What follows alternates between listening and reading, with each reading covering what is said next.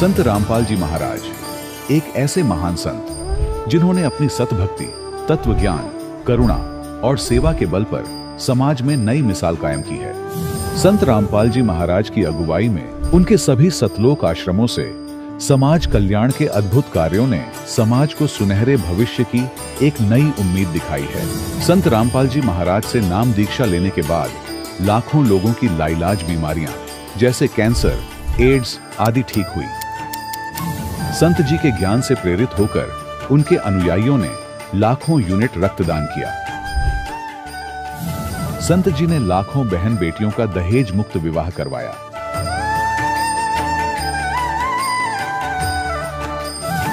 संत जी ने लाखों लोगों का नशा छुड़वाया, करोड़ों उजड़े परिवार बसे। संत जी के आश्रमों में समागम के दौरान निःशुल्क नेत्र चिकित्सा, दंत चिकित्सा प्रदान की जाती है। संत रामपाल जी महाराज द्वारा समय समय पर पर्यावरण संरक्षण के उद्देश्य से बड़े स्तर पर वृक्षारोपण किया जाता है। संत जी ने जरूरतमंदों को तत्काल राहत पहुंचाने के लिए एम्बुलेंस सेवा शुरू की।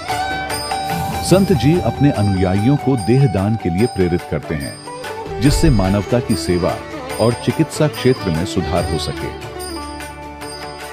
संत रामपाल जी महाराज के सभी आश्रमों में हर रोज निःशुल्क भंडारा आयोजित किया जाता है, जहां हर वर्ग, हर जाति और हर धर्म के लोग एक साथ बैठकर भोजन करते हैं।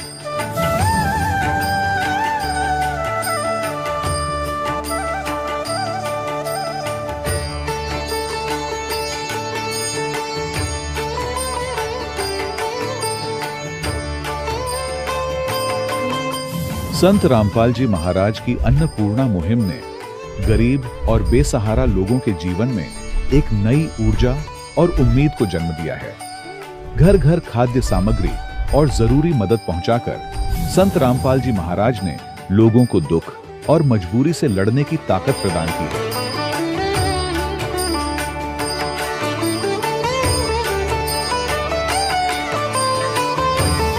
संत रामपाल जी महाराज द्वारा गरीब लोगों के लिए घर बनवाने का अद्भुत कार्य एक ऐसी मिसाल कायम कर रहा है जो सदियों सदियों संत जी की उदारता और दया भावना के तौर पर जाना जाएगा।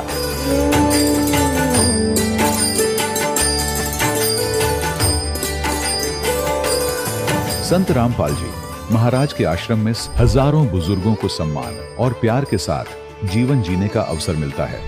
उनके खाने, रहने और स्वास्थ्य की पूरी जिम्मेदारी संत रामपाल जी महाराज उठाते हैं। अनाथ बच्चों के लिए संत रामपाल जी महाराज के सभी आश्रम किसी वरदान से कम नहीं। यहाँ उन्हें शिक्षा, संस्कार और भविष्य के लिए बेहतर अवसर प्रदान किए जाते हैं। चाहे बाढ़ हो, भूकंप या महामारी, संत रामपाल जी महाराज और उनके अनुयायी हमेशा ही जरूरतमंदों के लिए सबसे आगे खड़े रहते हैं।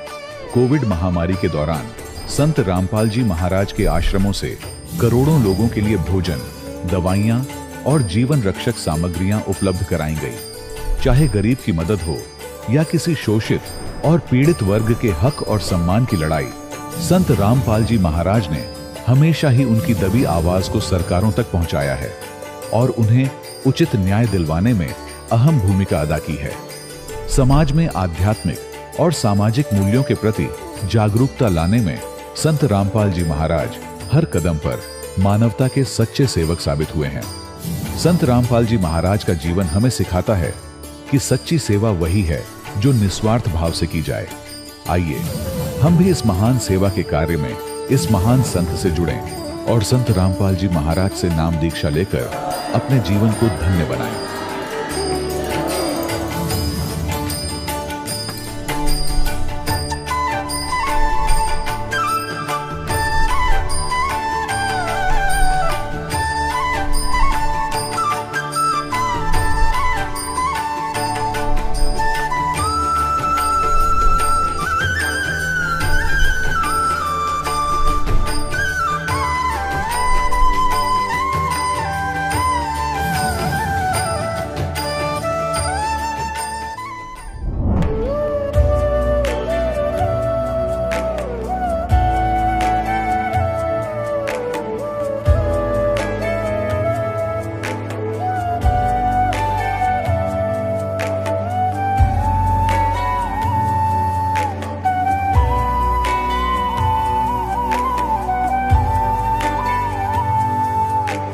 जब लग गुरु मिले न साचा, तब लग गुरु करो 10 पांचा।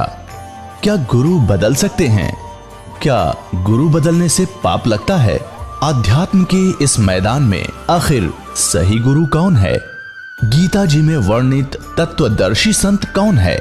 इन सभी प्रश्नों के उत्तर जानने के लिए अवश्य सुनिए जगत गुरु तत्वदर्शी संत रामपाल जी महाराज के मंगल प्रवचन। सत साहिब दर्शकों, सोचिए, जब कोई व्यक्ति अपने जीवन में सच्चे सुख और शांति की तलाश में अपने धर्म की हर पूजा पद्धति और भक्ति विधि को पूरे श्रद्धा भाव से अपनाए, लेकिन फिर भी उसका जीवन दुखों से घिरा रहे, उसके जीवन में परेशानियां कम होने की बजाय और बढ़ती ही चली जाए, तो क्या हो? दर्शकों, ऐसी ही कहानी थी राजस्थान के रहने वाले गजेंद्र जी की। गजेंद्र जी ने अपने जीवन में सभी देवी देवताओं की भक्ति की, लेकिन इसके बावजूद भी परेशानियां और बीमारियां इनका पीछा नहीं छोड़ रही थीं।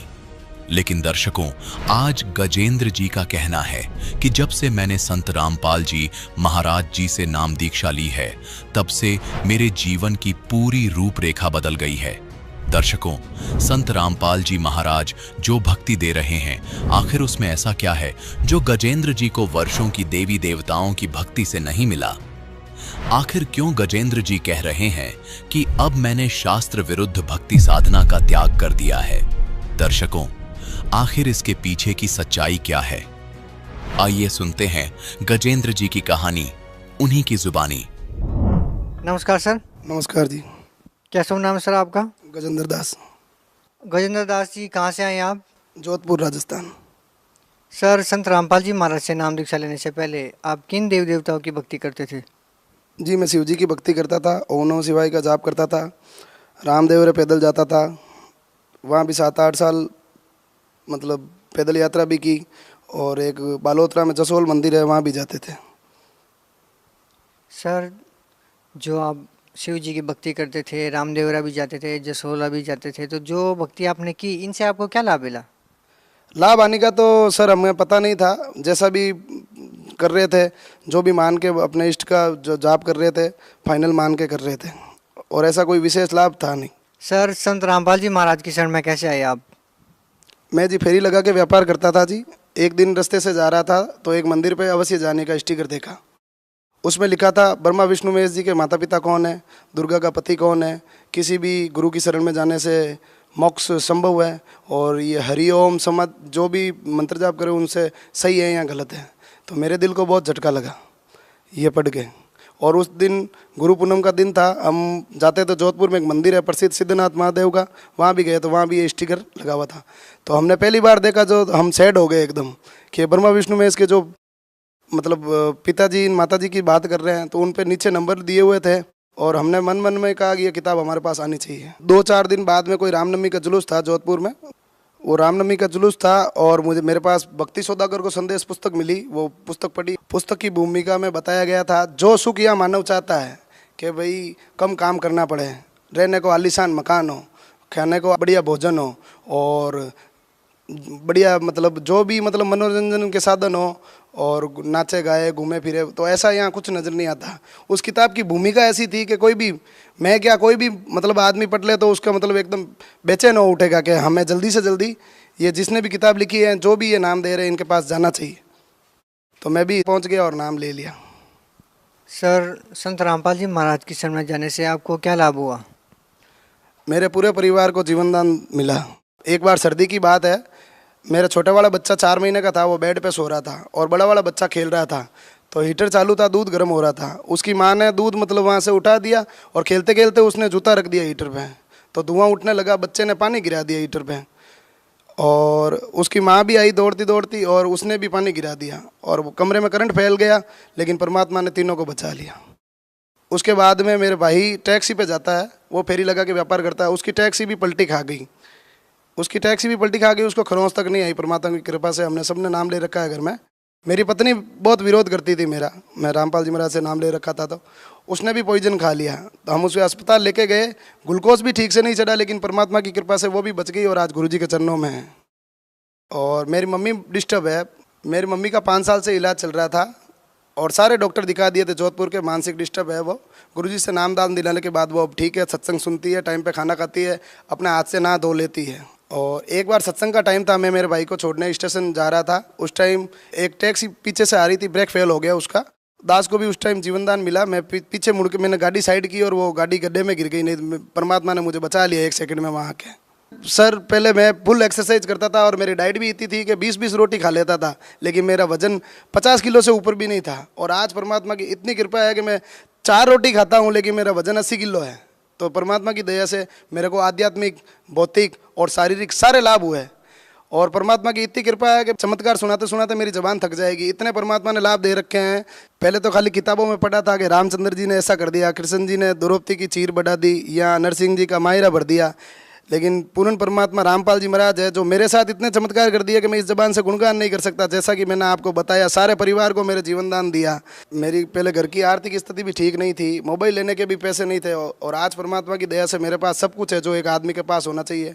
मैं पहले थैला घड़ी थैला पैर के आवाज़ लगा के मतलब मजदूरी करता था, और परमात्मा की कृपा से वर्कशॉप लगा दिया है और घर का काम है बढ़िया, एकदम बढ़िया सुख हो रहे हैं। पूर्ण परमात्मा रामपाल जी महाराज जी मेरे लिए भगवान है। खुद की गाड़ी ले ली परमात्मा की कृपा से, मेरे मकान का लफड़ा था वो भी परमात्मा ने सॉल्व कर दिया। आज परमात्मा की दया पूरे घर पे हो रही है, सारे ने नाम दान ले लिया और परमात्मा की शरण में लगे हुए हैं। सर भगत समाज को क्या संदेश देना चाहते हैं? यही संदेश देना चाहते हैं कि रामपाल जी महाराज पूर्ण परमात्मा के अवतार हैं और इनसे नाम दीक्षा लेके अपना जीवन कल्याण कराएं। सर बहुत बहुत धन्यवाद आपका। नमस्कार जी। दर्शकों, अभी आपने सुने संत रामपाल जी महाराज से दीक्षा प्राप्त करके सुखी हुए भक्त के अनुभव। अब देखिए जगत गुरु तत्वदर्शी संत रामपाल जी महाराज के मंगल प्रवचन। परम पिता परमात्मा पूर्ण ब्रह्म सर्व सृष्टि रचनहार कबीर देव जी, कबीर परमेश्वर जी हम सभी आत्माओं के जनक हैं। ये सर्व सृष्टि रचनहार हैं।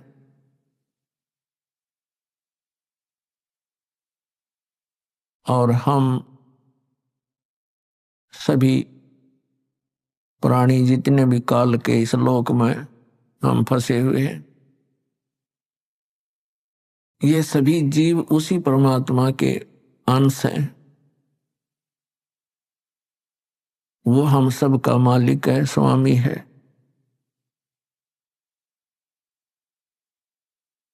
पुण्यात्माओं, सौभाग्य आपका मनुष्य जीवन ऐसे समय में है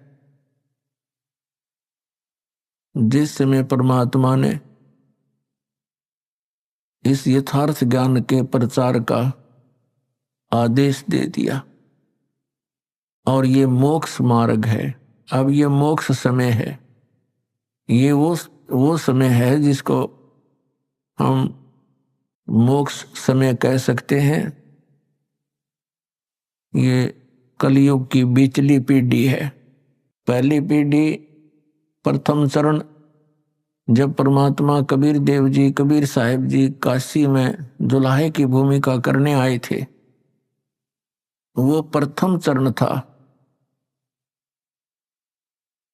फिर परमात्मा ने कहा था कि जब बिचली पीढ़ी का समय आएगा तब तक इस मूल ज्ञान को और मूल मंत्र को यानी सतनाम और सारनाम को सार्वजनिक नहीं करना है, गुप्त रखना है। इसका कारण आपको पहले भी बताया। इसका कारण ये था कि काल भगवान ने परमात्मा के ही बच्चों को, उस परमेश्वर के ही बच्चों को मिसगाइड करके अपना स्वार्थ सिद्ध कर रहा है, उनको संत पद देकर, क्योंकि वो पिछले जन्म के पुण्यकर्मी प्राणी होते हैं जो गुरु पद प्राप्त करते हैं। और ये उनकी पूर्व जन्म की भक्ति कमाई को नाश करवाता है गुरु पद पर बैठा के, और दोषी अपराधी बनवाता है परमात्मा के उन भोली आत्माओं को रास्ता गलत बतवा के। अपने आत्मा कोई व्यक्ति कहीं जा रहा हो, राहगीर यानी रास्ते में, और वो किसी व्यक्ति से पूछे अपना गंतव्य स्थान, और जिस व्यक्ति से वो पूछ रहा है वो कहता ये है कि मैं यहाँ सबक क्षेत्र का जानकार हूं, और वो दिशा गलत बताता है, और वो व्यक्ति उस पर विश्वास कर लेता है यात्री कि ये कहता मैं यहाँ का पूरा जानकार हूं, तो वो दिशा गलत जा करके अपने यथास्थान के विपरीत चला जाता है। तो फिर वो कितना दुखी होता है, उस व्यक्ति को कितना अच्छा व्यक्ति मानेगा या बुरा, ये तो अंडरस्टूड है। आज यही दशा इन नकली गुरु और पंथों, मंडलेश्वरों, आचार्यों और शंकराचार्यों, इन परम धनियों की है। हमारे सदग्रंथ कुछ बोलते हैं, ये हमें कुछ बताते हैं। तो पुण्यात्माओं, काल के द्वारा ये अध्यात्म ज्ञान इतना उलझा दिया जाता है, उसको सुलझाने के लिए स्वयं परमेश्वर आते हैं सतलोक से चलकर।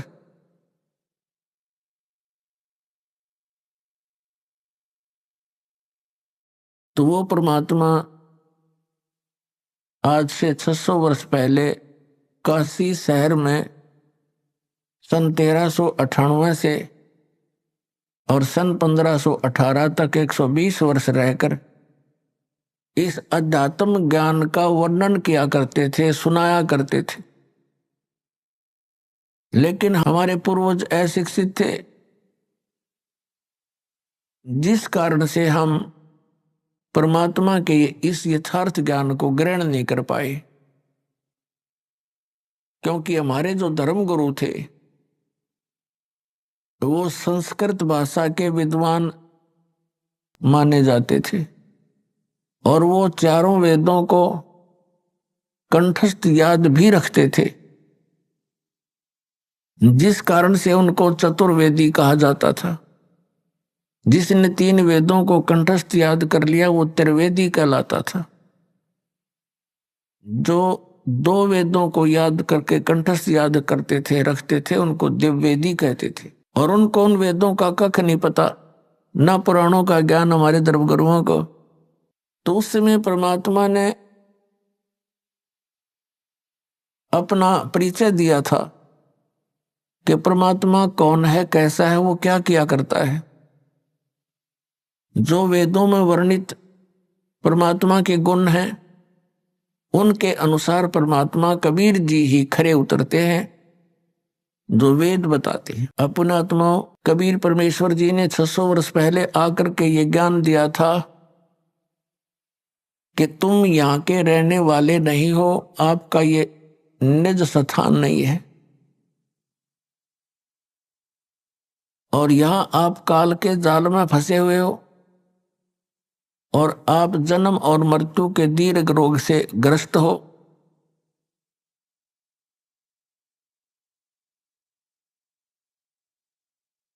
लेकिन हम परमात्मा को पहचान नहीं पाए, क्योंकि वह स्वयं आए हुए थे और हम सदग्रंथों से अपरिचित थे। इसलिए हम मार खा गए, हम धोखा खा गए। हम परमात्मा को छोड़कर इन काल के दूतों के बहकावे में आकर हम परमात्मा से दूर हो गए। लेकिन वो दयालु, उन्होंने रहम किया, हमारे को उसमें भक्ति युक्त कर गए, हमें कुछ चार्ज कर गए, जिस कारण से हमें मनुष्य जीवन मिलते आ रहे हैं।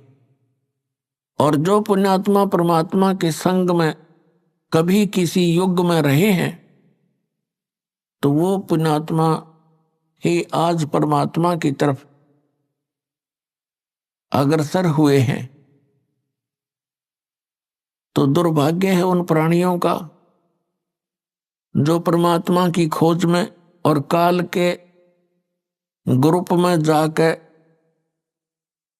सेट हो गए। पुण्यात्मा, इस ज्योत निरंजन ने कहा था कि परमात्मा की इसकी वार्ता हुई थी, तब कहा था कि भगवान 3 युगों में जीव थोड़े ले जाना, सतयुग त्रेता द्वापर में कम जीव वापस ले जाना अपने लोक में, और चौथा युग जब कलयुग आवे तब तब शरण जीव बहु जावे। ऐसा वचन हर मोय दीजे, तब तो गवन संसार ही कीजे। परमेश्वर कबीर जी अपने पुत्र जोगजीत का रूप बना करके इसके 21वें ब्रह्मांड में वार्ता की थी। इसने पहले तो झगड़ा किया भगवान से, लेकिन समर्थता के सामने इसकी पार नहीं बसाई। फिर इसने चापलूसी का सहारा दिया, चरण पकड़ दिए और कहा क्या उद्देश्य लेकर आए हो?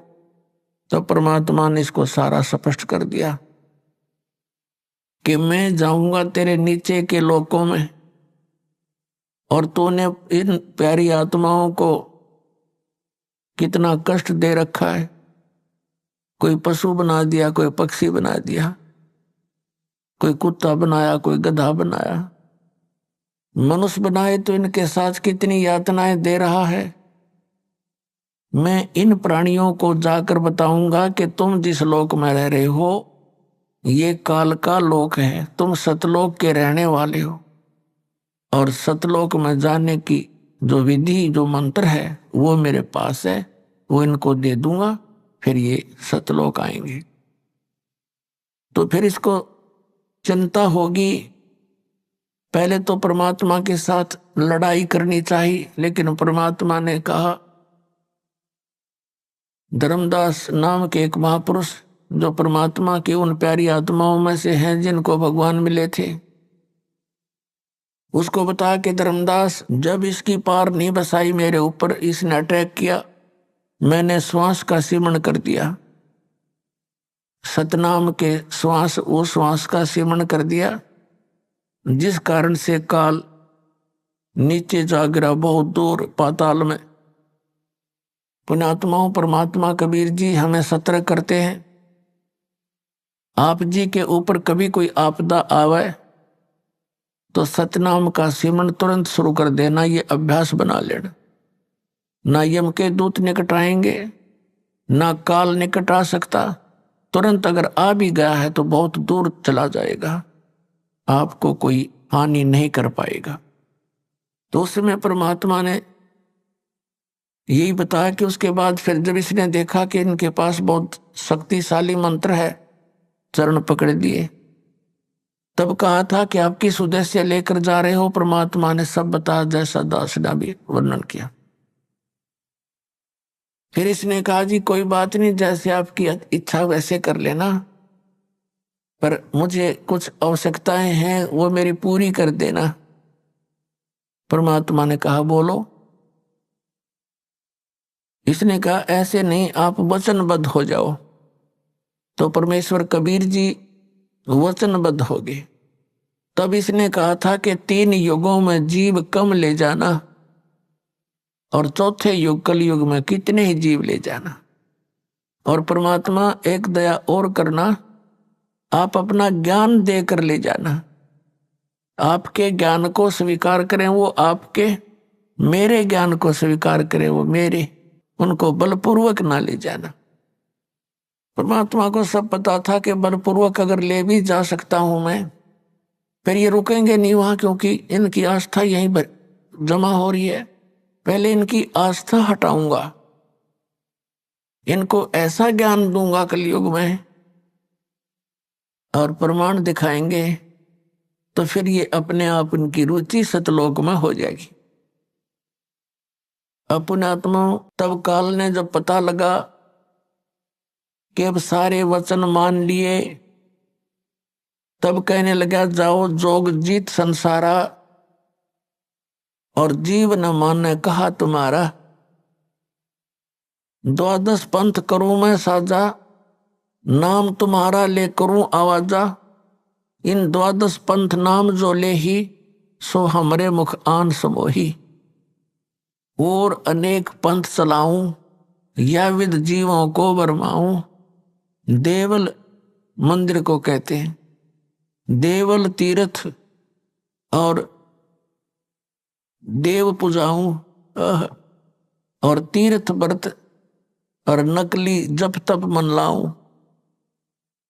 इनमें उलझा दूंगा और जाओ जोग जीत संसारा, फिर जीव न माने कहा तुम्हारा। जीव तुम्हारा कहा न माने, हमारी और हो बाद बखाने। हमारे वकील बन जाएंगे वो काल के दो तेरे बच्चे, उनको इतना मिसगाइड करवा दूंगा अपने दूत भेज कर 12 नकली पंथ, और उसके बाद और पंथ अनेक चलाऊंगा। परमात्मा ने कहा था जब कलयुग 5505 वर्ष बीत जाएगा, तब मैं अपना अंश भेजूंगा। पहले तो परमात्मा ने कहा था मैं स्वयं आऊंगा, उनकी मौज है वो आप आवें या अपना प्रतिनिधि भेज दें, एक का बात होती है। तो पुण्यात्माओं, इस काल ने कबीर पंथ के अंदर भी अनेकों नकली पंथ चलवा दिए, और किसी के पास नाम नहीं, किसी के पास वो परमात्मा वाला विधान और ज्ञान नहीं।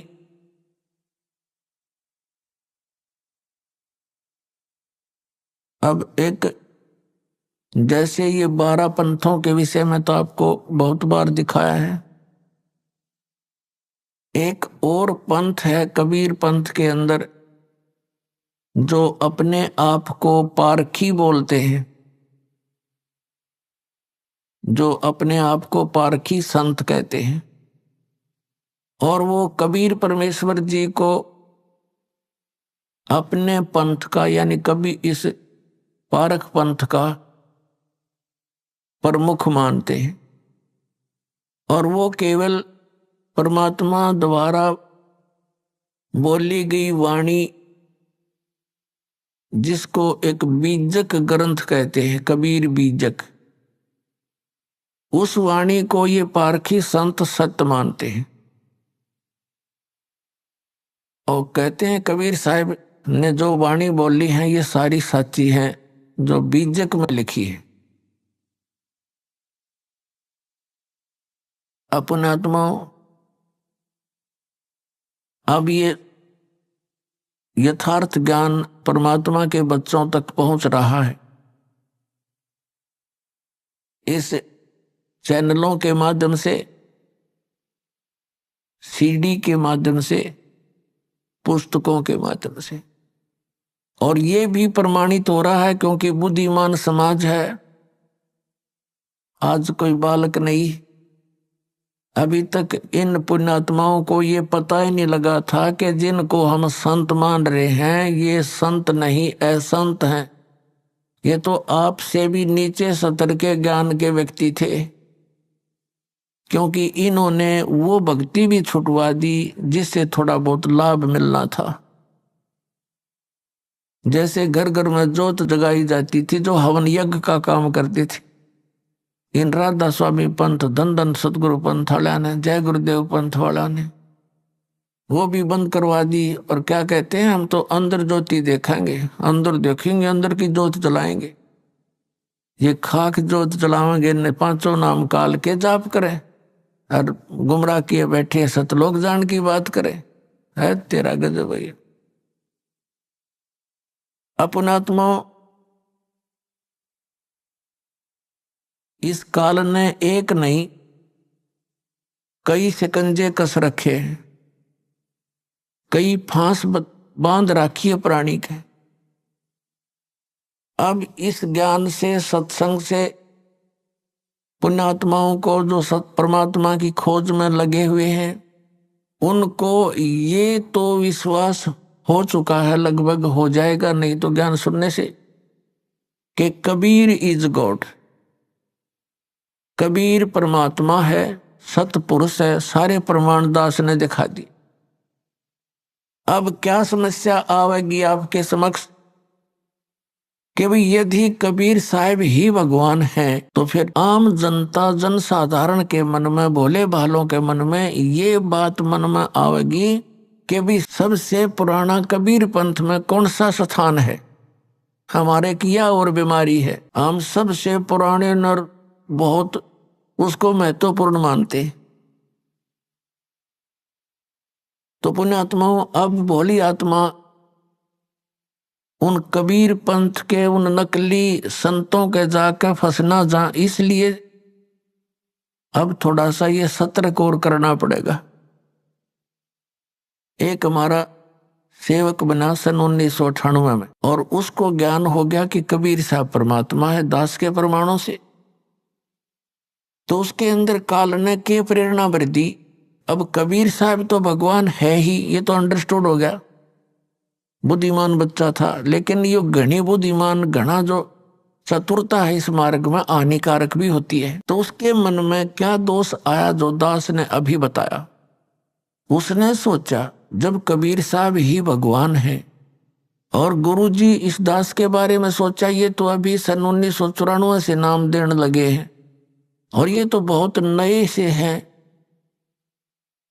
और कहीं ऐसा ना हो उन पुराने आश्रमों में उनके पास तो बहुत ही यथार्थ ज्ञान मिलेगा। तो उसने इस दास को इस अपनी जो उसने धारणा बना रखी थी परिचित नहीं होने दिया, और कहा जी ऐसे ऐसे हमारी इच्छा है कि कबीर बट देख कर आवें, बांधवगढ़ का वो स्थान देखें जहां धर्मदास जी हुए हैं। मैंने कहा चलो भाई देख आते हैं। संगत थोड़ी थी, थोड़े ही भक्त बने थे। 2000 में, सन 2000 में फिर हम कहाँ गए, कबीर बट है एक, कबीर बट ये गुजरात स्टेट में भरूच एक शहर है।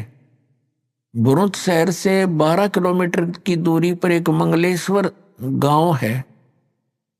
मंगलेश्वर गांव के पास एक शुक्ल तीर्थ नाम का पहले एक गांव था, और उसमें जीवा दत्ता नाम के 2 ब्राह्मण भाई रहते थे, और वो परमात्मा के शिष्य हुए थे। उन्होंने ज्ञान सुना कि भी पूर्ण गुरु के बिना मोक्ष नहीं हो सकता। दोनों भाइयों ने विचार विमर्श किया कि भी हम जिस भी संत के ज्ञान विचार सुनते हैं हमने तो वो पूरा दिखाई देता है, अब हम कैसे निर्णय करें कि कौन सा पूरा है और कौन सा अधूरा है। तो उन्होंने अपनी ही सोच के आधार से एक फैसला कर लिया, निर्णय कर लिया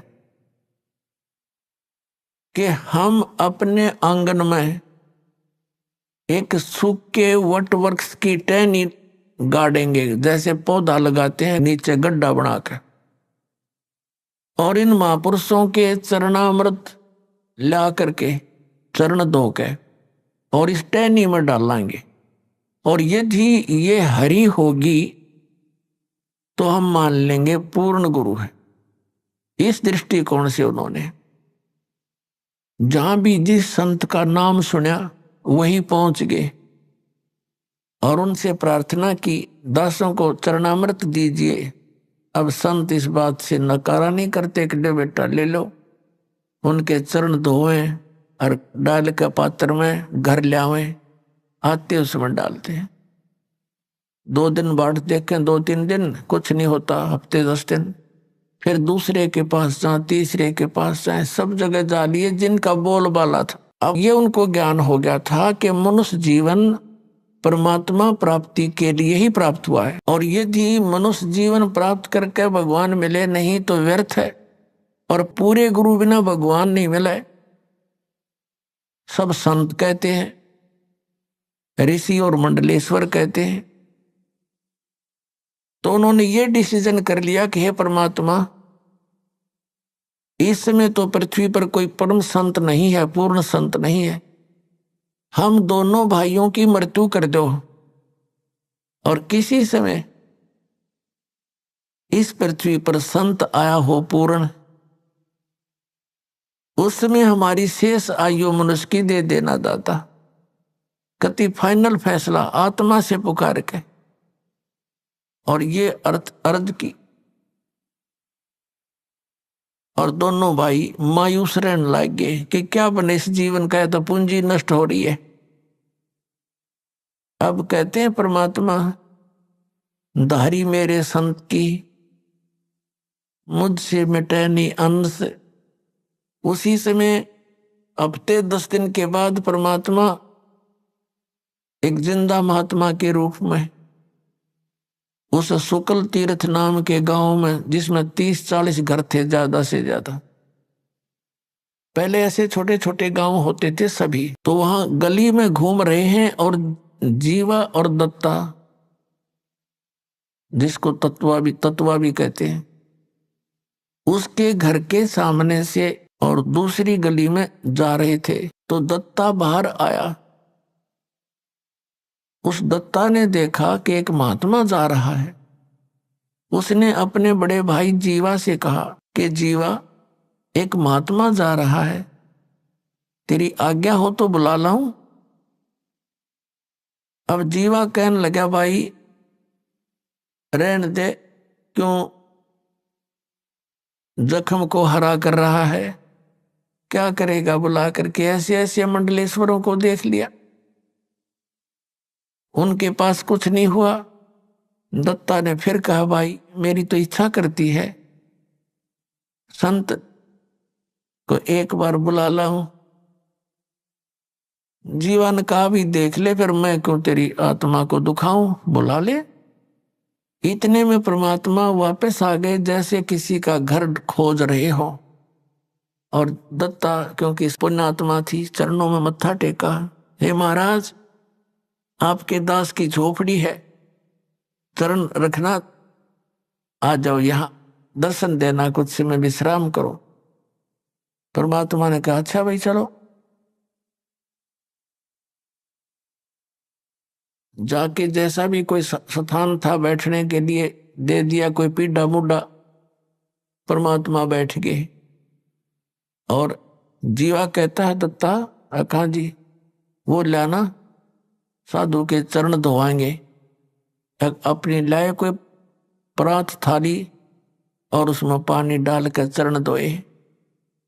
अब जीवा कहता कि दत्ता ले जा इस जल को, चरणामृत को, और संतों के चरणामृत को गली में नहीं डाला करते, इसको अंदर डाल देना पौधे में। अच्छा जी। अब दत्ता गया आंगन में, और जो ही वो लगा डालने जल डालते डालते ही वो सूखी टहनी जो गलने लगी थी नीचे से, वो एकदम हरी भरी होगी।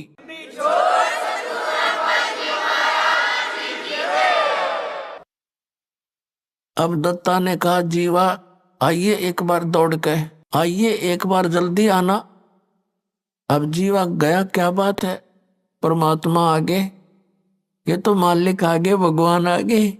देखी 101 एकदम हरी भरी होगी टहनी, वट वृक्ष यानी बड़की टहनी सूखी थी। दोनों भाइयों ने एक एक पैर पकड़ लिया, अरनो देखे मुंह की तरफ और रोए और कहने लगे, भगवान हम तो कति थक चुके थे और हमने मान लिया था कि इस पृथ्वी पर कोई संत नाम की चीज नहीं।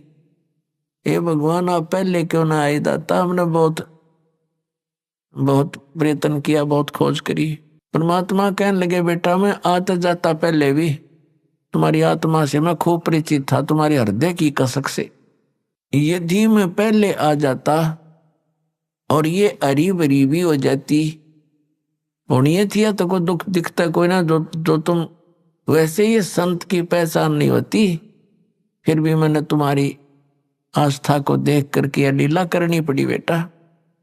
यदि मैं पहले आ जाता और ये हरी भरी हो जाती, तुम उपदेश ले लेते, ठीक है, फिर तुम्हारे मन में यह धारणा और आती कि हो सकता है एक बहुत बड़ा मंडलेश्वर है, उसका बड़ा बोलबाला है, उसके हजारों की संख्या में शिष्य हैं, कहीं वो हमारे गुरु से भी अत्यधिक शक्तिशाली हो, तो तुम बेटा फिर धक्के फिर भी खाते। और उस समय जब गुरु बना लिया, उसके बाद मन में आपके ये धारणा आती तो बेटा मेरे से भी खत्म हो जाते, क्योंकि गुरु के प्रति अविश्वास होने से नाम खंडित हो जाता। गुरु बनाने से पहले खूब छानबीन करे, खूब हर तरह से उसकी परीक्षा करे, और उसके बाद अगर आपके मन में दोष आता है तो आपका नाम नहीं रहता, कनेक्शन कट जाता।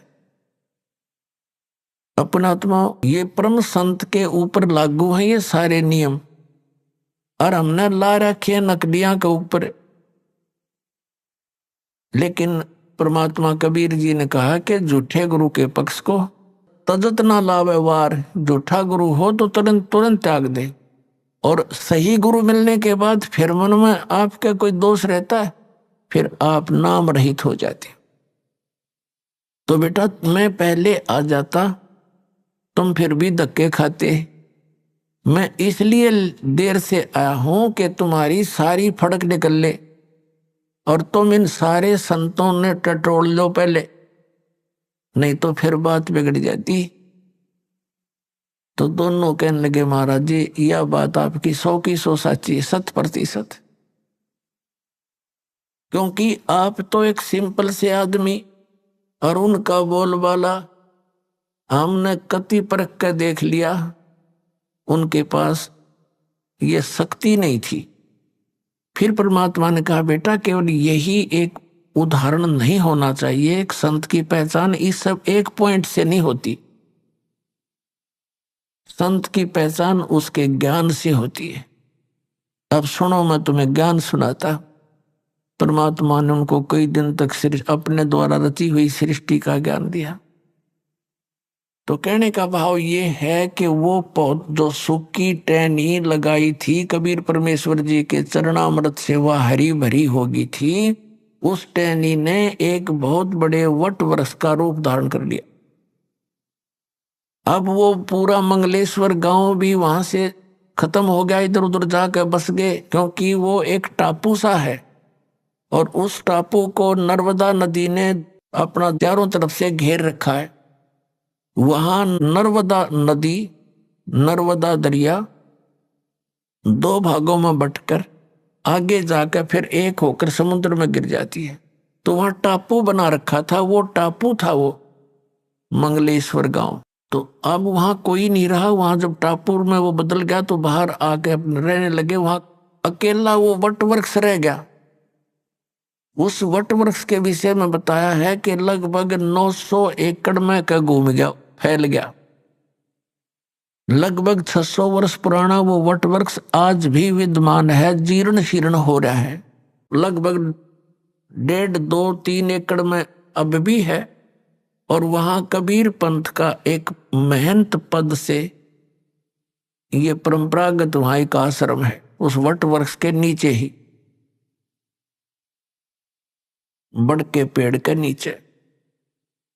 और वो केवल महंत पदवी इसलिए रखी गई थी कि ये यादगारें, जो अद्भुत लीलाएं घटनाएं घटी हुई हैं, ये सुरक्षित रहें। इस पिछली पीढ़ी तक के कबीर परमात्मा के द्वारा की गई लीलाएं आज भी उनके अवशेष बकाया। तो पुण्यात्मा उस वट वृक्ष को देखने के लिए पहले हम गए बांधवगढ़। बांधवगढ़ के अंदर कुछ नहीं पाया। वहां उनका धर्मदास जी का लड़का था नारायण दास, वो परमात्मा की शरण में नहीं आया था। फिर परमेश्वर कबीर जी ने आदरणीय धर्मदास साहिब जी को अपनी कृपा से 60 साल की उम्र हो चुकी थी उनकी, धर्मदास जी की, तब एक संतान, एक पुत्र दिया था। उस पुत्र से उसका वंश चला था। और उस पुत्र के साथ बड़ा बेटा हमेशा विरोध रखता था। उसके साथ जो है ना झगड़ा रखता था, उसने वहां से छोड़ दिया था बांधवगढ़। दूसरे छोटे लड़के ने कहीं और चला गया था, कुदरमाल वगैरह नाम बताया, एमपी में। तो बांधवगढ़ में वो हमारे साथ था, वो हमारा सेवक। उसने बाद में बताई दास को फिर ये बातें। तो उसने जाकर के बांधवगढ़ में जो महात्मा से दिखे थे उनसे बात करी, अलग से चर्चा की, ज्ञान गुण की बातचीत की। फिर हम वहां से चल पड़े वट वृक्ष देखने। हम वट वृक्ष पर पहुंचे तो वहां एक महंत था, अच्छी गद्दी लगा रखी, एक झूला के ऊपर बैठा वो, और एक दो उसका सेवक उसको झुला रहा था।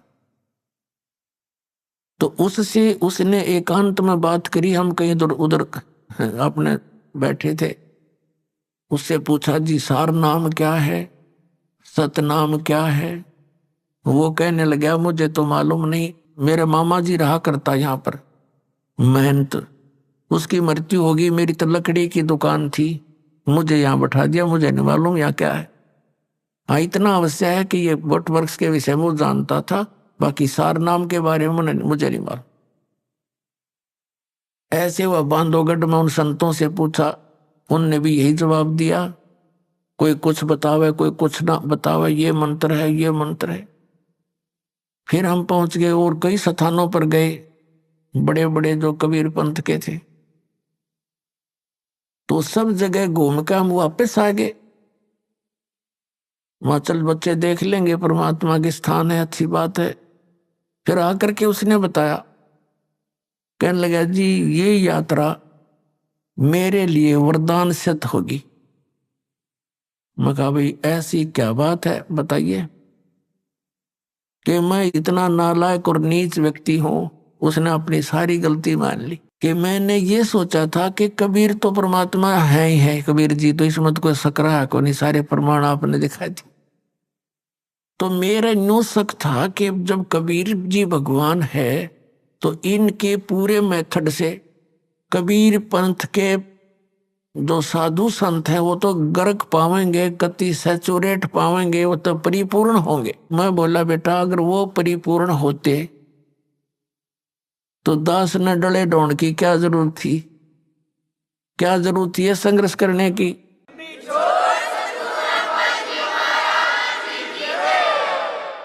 इस दास ने क्या जरूरत थी फिर इस पंगे में पा देने की? सारे सबको मैं बताऊं इनका ज्ञान गलत, इनका ज्ञान गलत और ये ज्ञान सच्चा। और सभी भोली आत्मा भी नो सोचा, रामपाल निंदा करता है, निंदक को और सच्ची बताऊं। तो उसने फिर बताया, जी मैं ऐसे ऐसे किसी से पूछा, महाराज जी सार नाम क्या है? उसने क्या बताया कि हाथ पर आटा ले लो। एक कबीरपंथी पुराने आश्रम का 60-70 साल का बूढ़ा, और नो कह हाथ में आटा ले लो और श्वास के निकट कर लो, और श्वास से उस आटे में कोई डिस्टर्बेंस ना होनी चाहिए, बस ये समझ लो सार शब्द है। वो कहने लगा, अब मेरा तीसरा पेटा भर गया, ऐसी दृढ़ता आई, हे भगवान ये तो कति नरे खाकी बैठे हैं, किसी के पास भी कुछ को नहीं। और फिर उसने बताई, जी मेरे मन में इतना नालायक हूं, मेरे मन में ये दोष आ गया था। माँ भाई कोई बात नहीं, ये तो आवेगा और इसका समाधान भी भगवान करेंगे, जिन पुण्यात्माओं पर रहम करेंगे। वो दिन है आज।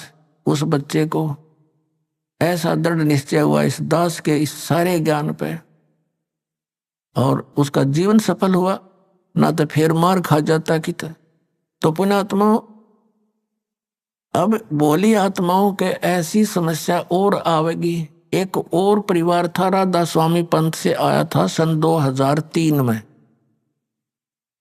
पूरा परिवार आया यहाँ पर, दीक्षा ले ली क्रोधाश्रम, और अच्छी लगन से लगे रहे। फिर उनके मन में भी यही दोष पैदा हो गया, सारा ज्ञान समझकर, कि भाई दामा खेड़ा के अंदर धर्मदास साहिब जी की गद्दी से संबंधित संत बताए हैं। कोई सिर फिरा मिल गया उनको दामा खेड़ा के गद्दी का कोई भक्त, उसने बता दिया उनको कि पूर्ण मोक्ष चाहिए तो दामा खेड़ा गद्दी वालों से ही होगा। कबीर साहब ने उनको वरदान दे रखा है। अच्छा, उनको झाड़ा लाने का वरदान दे रखा, कनपेड़ झाड़न का।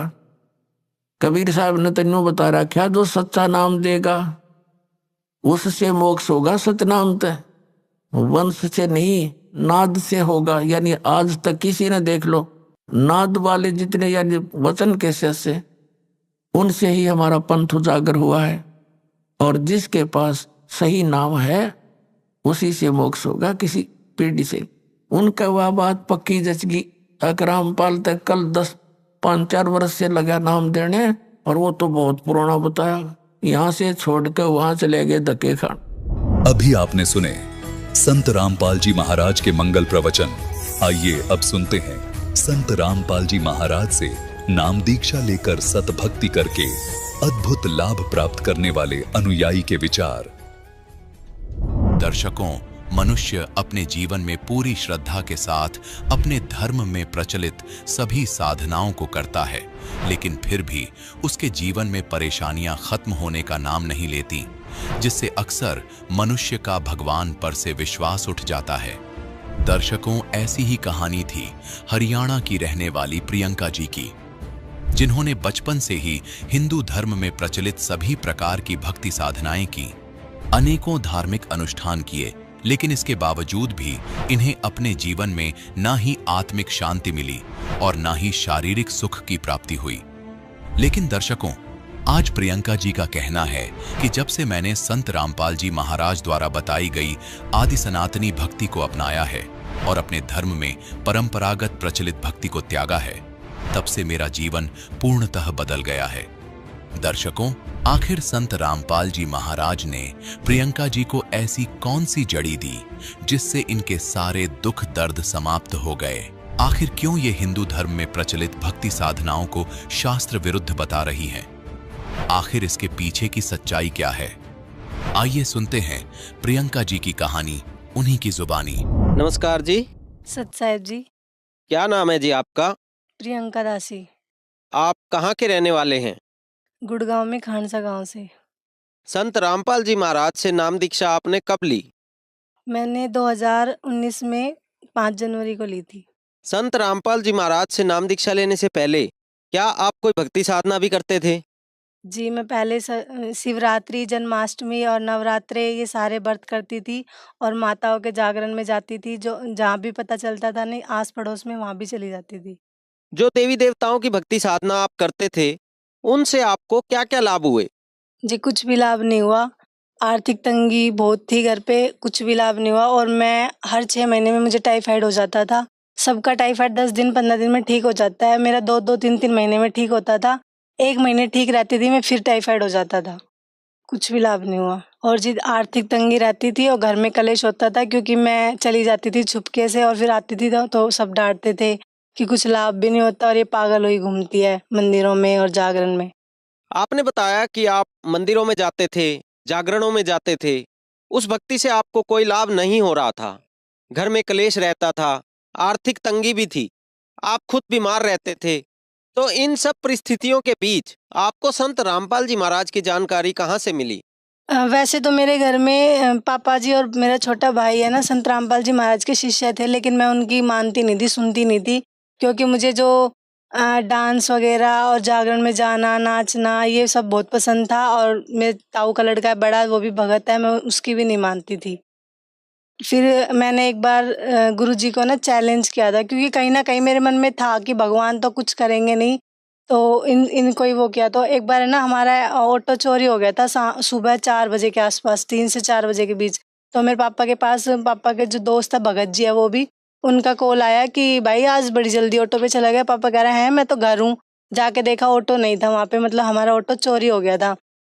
आसपास में कैमरे लगे हुए थे, कैमरे में देखा तो कैमरे में भी नहीं आया। हमें 5-6 बजे पता चला, पापा आगे बोले कि ऑटो चोरी हो गया। अब मैं उस टाइम पे, मतलब हमारी आर्थिक स्थिति ना बहुत खराब थी। मैं ये सोच रही थी कि अगर मैं और मेरी मम्मी मिलके जोड़ेंगे, एक ऑटो निकलवाएंगे, तो भी कम से कम हमें 1 साल लगेगा। 1 साल में हम पैसे जोड़ेंगे तो फिर हम खाएंगे क्या? तो इतना कह के मैं ना बर्तन धोने चली गई। तो पापा और भाई बोले चलो एक राउंड और लगा के आते हैं। और संत रामपाल जी महाराज का जो हमारे घर में मंदिर है ना, उस मंदिर के सामने मैं बोली कि अगर आप सच में भगवान हो तो आज हमारा ऑटो मिल जाना चाहिए, क्योंकि मेरे मन में ये था कि अब तो मिलेगा ही नहीं, जब कैमरे में नहीं आया, किसी ने देखा ही नहीं है, तो अब क्या मिलेगा। अगर आप सच में भगवान हो तो आज ऑटो मिल जाना चाहिए, नहीं मैं तो जिंदगी भर विश्वास करूंगी नहीं। इतना कह के मैं बर्तन धोने चली गई। और बर्तन धोते धोते मैं बहुत रोई थी, मतलब उस टाइम पे बता नहीं सकती कि मैं कितनी रोई थी, कि टेंशन थी कि अब क्या होएगा, कैसे करेंगे, कुछ नहीं समझ में आ रहा। फिर मेरे पापा आए 6:30 बजे, ऐसे आए जैसे कि उनको पता है कि मैंने उनके सामने बोला है कि गुरुजी से इसने ऐसे ऐसे बोला है। मेरे पापा मेरे साइड आए और मेरी तरफ देखा और हंसा। मैं बोली क्या हुआ, कह रहे वो खड़ा टम्पू जा। फिर मैंने बाद में अपने भाई, सिर्फ अपने छोटे भाई को बताया था कि साहिल मैंने तो ऐसे ऐसे गुरुजी के सामने बोला था और ऑटो मिल गया, और मैं तो ये सब नहीं छोड़ सकती भाई, डांस वांस करना। जब फिर मेरे भाई ने मुझे समझाया, एक बुक दी ज्ञान गंगा, वो पढ़ी, और फिर मैंने 2-3 दिन बाद ही नाम ले लिया था। आपने बताया कि संत रामपाल जी महाराज से नाम दीक्षा लेने से पहले ही आपने संत रामपाल जी महाराज को एक चैलेंज दिया, जो संत रामपाल जी महाराज ने आपका चैलेंज एक्सेप्ट करके आपको लाभ दे दिया। आपके घर से एक टेम्पू चोरी हुआ था, वो आपके पिताजी को वापस मिल गया। उसके बाद आपने संत रामपाल जी महाराज से नाम दीक्षा ली। तो क्या संत रामपाल जी से नाम दीक्षा लेने के बाद आपको कोई अन्य लाभ भी प्राप्त हुए? जी, लाभ तो मुझे बहुत बहुत ज़्यादा हुए हैं, लेकिन उसमें से एक है जो कि मुझे जीवन दान मिला है। किसी ने मेरा हाथ देख के ये बोला था कि ये लड़की सिर्फ 1 साल की है। तो उस टाइम के बाद ना हमें बहुत टेंशन हो गई थी कि इसने क्लियर ही बोल दिया कि ये लड़की सिर्फ 1 साल की है। फिर वो ऑटो का चैलेंज दिया था मैंने गुरुजी को, फिर मैंने नाम ही ले लिया। जैसे ही उन्होंने जो बताया था उसके 1 साल होने ही वाला था, अक्टूबर में दिवाली के 1-2 दिन पहले मेरे किसी ने बाल काट लिए थे, इतने 2.5 से 3 इंच के। और ये जब भी सबको पता चला, मेरे रिश्तेदारों को, अड़ोसी पड़ोसी को, सब ने तरह तरह की बातें बनाई थी कि अब ये होगा, अब वो होगा।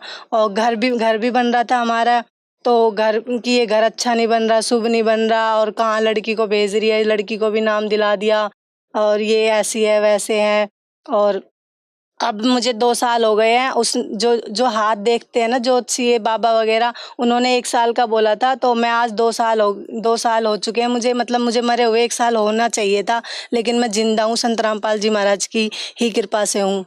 उनकी बताई गई जो साधना है उसको करके, और मुझे ये लाभ हुआ है। उसके बाद हमारी जो आर्थिक स्थिति थी बहुत खराब थी। हमारा सिर्फ 1 कमरा था, गर्मी सर्दी में तो निकाल लेते थे जैसे तैसे, लेकिन बारिश के मौसम में जब बारिश आती है ना तो कीड़े से होते हैं हम, है ना। मैं उनको देख के बेड पे बैठी रहती थी और रोती रहती थी। एक छोटा सा किचन ऊपर था, अगर मैंने खाना बना लिया, बारिश आ गई, जब तक वो बारिश रुकती नहीं थी ना, जब तक मैं नीचे लेके नहीं आ सकती थी। आती तो या तो छतरी लेके, फिर मैं छतरी पकड़ूँ, खाना पकड़ूँ, या जीना पकड़ूँ। जीना लोहे का था। आज हमारे 3 कमरे हैं और एक किचन है, ये भी बहुत बड़ा लाभ हुआ है। मुझे हर 6 महीने में टाइफाइड होता था, हर 6 महीने में। और 2021 से 2023 तक मैंने ब्लड टेस्ट 3 बार करवा लिया है। आज मैं रिपोर्ट लाना भूल गई। मुझे आज तक ना टाइफाइड हुआ है ना फीवर हुआ है। आपने बताया कि संत रामपाल जी महाराज से नाम दीक्षा लेने के बाद आपको शारीरिक आर्थिक लाभ हुए और आपको जीवन दान भी संत रामपाल जी महाराज ने दिया। तो आज लाखों करोड़ों लोग आपको सुन रहे हैं, आप उनको क्या संदेश देना चाहेंगे? मैं उनसे संदेश तो क्या दूंगी, प्रार्थना ही करती हूँ हाथ जोड़ के कि आप किसी की बातों में मत आओ। आप संत रामपाल जी महाराज का सत्संग सुनो। हमारे संत रामपाल जी महाराज जो गुरु है, वो शास्त्रों के अनुसार साधना बताते हैं और उनकी भक्ति से बहुत लाभ होते हैं, अनेकों अनेक। आप सभी से हाथ जोड़ के प्रार्थना है कि आप संत रामपाल जी महाराज जी का ज्ञान सुने, उनसे नाम दीक्षा ले और अपना कल्याण कराएं। धन्यवाद जी। सत साहेब जी।